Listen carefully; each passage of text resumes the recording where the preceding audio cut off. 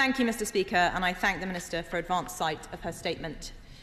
In January, the Home Secretary said the government would conduct 5 local inquiries into the rape gangs which have terrorised so many innocent children. Over 3 months since the government announced these local inquiries, Tom Crowther KC, a barrister invited by the Home Office to help establish them, knows almost nothing about their progress, and neither do we. Why is the framework for local inquiries now being led by ministers rather than by independent voices such as Tom Crowther? Why is the £5 million set aside for inquiries no longer being allocated but instead delivered on an opt-in basis? And what does the government intend to do about local leaders who say there is no need for an independent inquiry, like in Bradford or in Wales? The girls we are talking about, Mr. Speaker, are predominantly white. The men who preyed on them were predominantly Muslim, generally either from Pakistan or of Pakistani heritage. One of the victims from Dewsbury was told by her rapist, I quote, "We're here to fuck all the white girls and fuck the government." Will the Minister accept that, in many cases, these crimes were racially and religiously aggravated?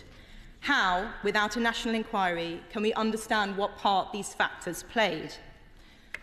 There is no question that the state has failed these children time and again.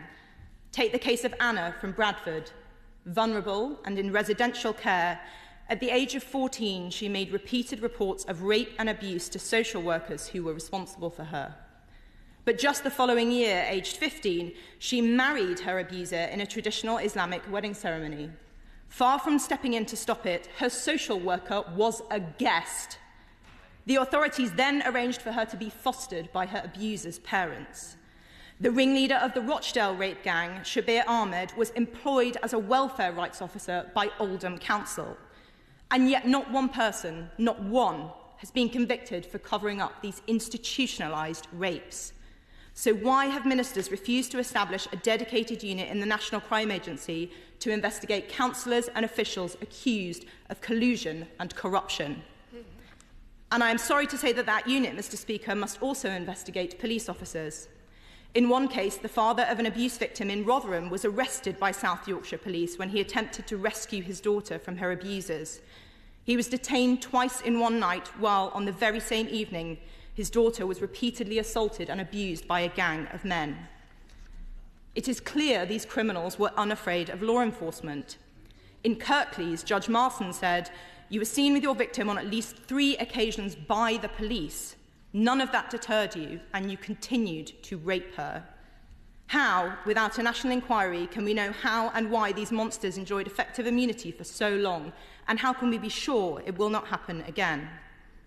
We on this side of the House have voted for a national inquiry and tabled amendments which would guarantee the publication of ethnicity data on a quarterly basis, terminate the parental rights of convicted sex offenders, and make membership of a grooming gang an aggravating factor during sentencing so that offenders get the longer, harsher sentences they deserve.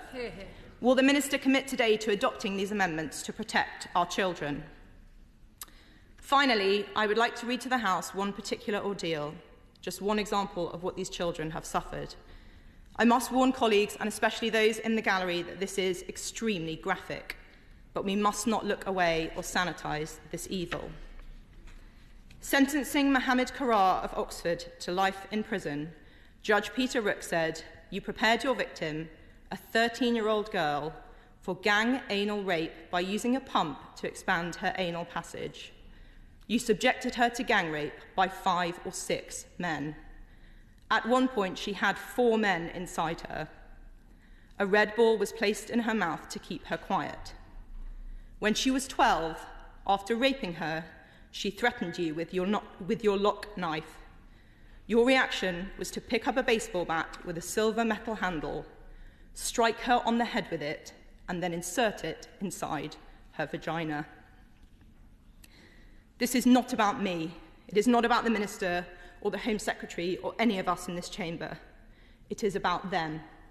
Little girls up and down our country whose brutal and repeated rapes were permitted and hidden by those in the British state whose job was to protect them. They deserve justice. In 5 towns, these children and their families may get partial answers. But I have mentioned 5 towns in the last few minutes alone, and there are at least 45 more. In those places, they will get no answers at all. What does the Minister have to say to them? The British people deserve to know the truth. What darker truths does the suffering of these girls reveal about this country? And why won't the government find out?